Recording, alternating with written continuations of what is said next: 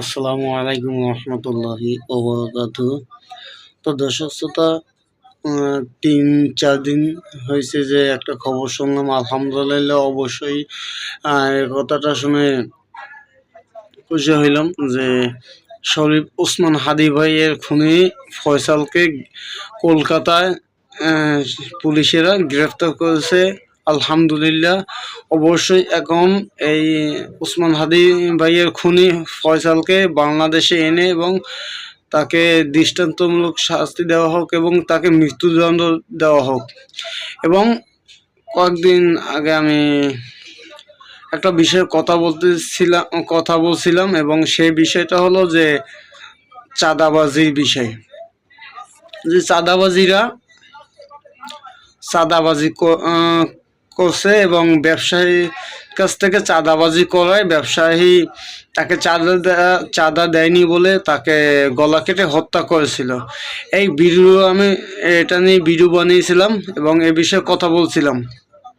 তো এটা দেখা যায় যে আমার যে টিকটক আইডি যে মুসলিম টিভি আপডেট চ্যানেলটি, এই জায়গায় আমি আপলোড করছিলাম, কিন্তু 2-3বার প্রায় আমি ভিডিওটা আপলোড করছি।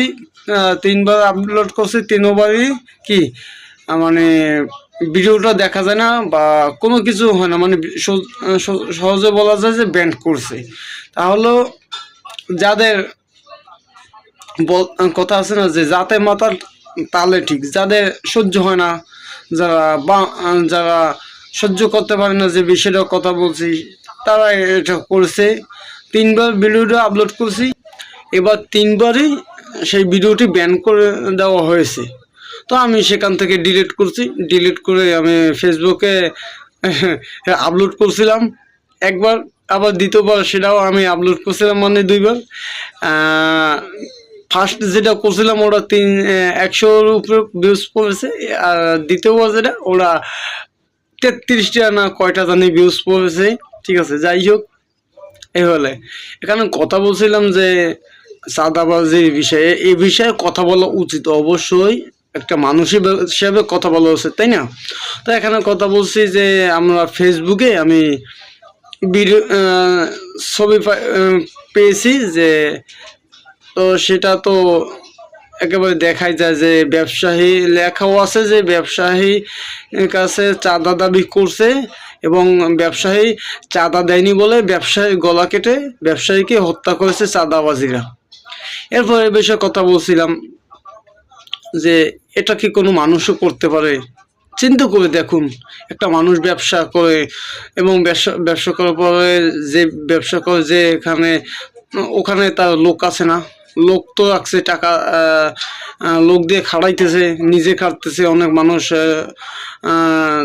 কর্মচারী রাখছে, তো সেগুলো তো বেতন দেওয়া লাগে এবং কারেন্ট বিল আছে, খরচা বিল আছে। এরপরে সন্ত্রাসীরা চাঁদাবাজি করে বা চাঁদা চাইতে আসলো, চাঁদা দিতেছে না বলে তাকে গলা কেটে হত্যা করবেন, এটা কি কোনো মানুষের কাজ? অবশ্যই কোনো মানুষের কাজ না। আর আপনারা যে এই যে কাজটা করছে, এতে তো শয়তানও দেখে কান্না করতেছে যে আমি শয়তান কেন হলাম। তো এরা তো মারাত্মক শয়তান, তো শয়তানে আফসুস করে যে ব্যবসায়ী কাছে চাঁদা চাইছে বলে ব্যবসায়ী চাঁদা দেয়নি বলে তাকে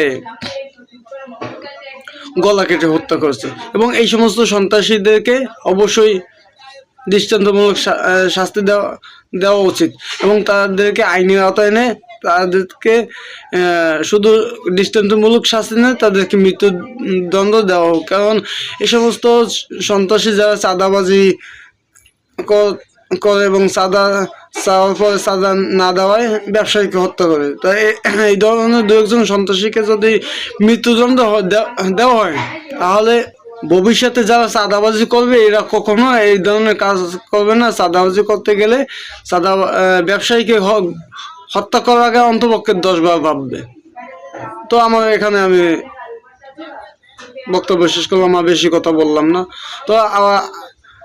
তো আমার কথা হলো, আরেকটা বিষয় একটু কথা বলতেছি, সেটা হলো যে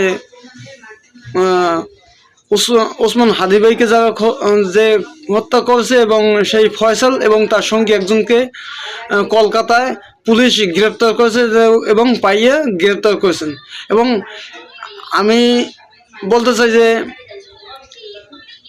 শরীফ ওসমান হাদি ভাইয়ের খুনিকে অবশ্যই দৃষ্টান্তমূলক শাস্তি দেওয়া হোক এবং তাকে মৃত্যুদণ্ড দেওয়া হোক। কারণ একটা মানুষকে সে হত্যা করেছে, নিরপরাধ ছিল ওসমান হাদি ভাই। এই ওসমান হাদি ভাইয়ের খুনিদেরকে দৃষ্টান্তমূলক শাস্তি দেওয়া হোক। আসসালামু আলাইকুম ওয়া রাহমাতুল্লাহি ওয়া বারাকাতুহু।